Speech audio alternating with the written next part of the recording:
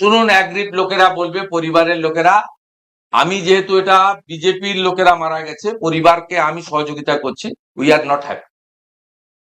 আমরা যে পুলিশের দিবাকর দাস এসডিপিও ফোন করে তমলুক মেডিকেল কলেজে পোস্টমর্টমের ডাক্তারকে প্রভাবিত করেছি, দিবাকরের মোবাইল এবং ওই ডাক্তারের মোবাইল যদি না হয়, প্রমাণ হয়ে যাবে পোস্টমর্টমে ইলেকট্রিক শক লেখার জন্য এসডিপিও কাঁথি দিবাকর দাস ডাক্তারকে প্রভাবিত করেছে। ডাক্তার সেই ফাঁদে পা দিয়েছেন।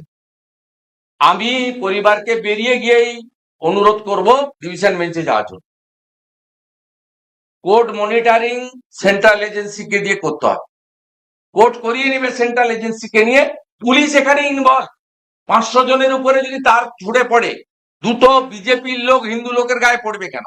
ওটা মহরমের জলসা ছিল, অন্য কেউ আহত হলো না কেন? অতএব আমি বলছি, যেহেতু পরিবার আমাদের সমর্থক, আই এম নট হ্যাপি। এই পুলিশকে কেউ বিশ্বাস করে না, মানে পার্সন পুলিশ নয়, পুলিশের সিস্টেমটাকে পলিউটেড করে দিয়েছে মমতা ব্যানার্জি এবং তার দুটো দিঘি তবলা, রাজীব কুমার আর মনোজ বাগ। পুরো সিস্টেমটাকে পলিউটেড করে দিয়েছে।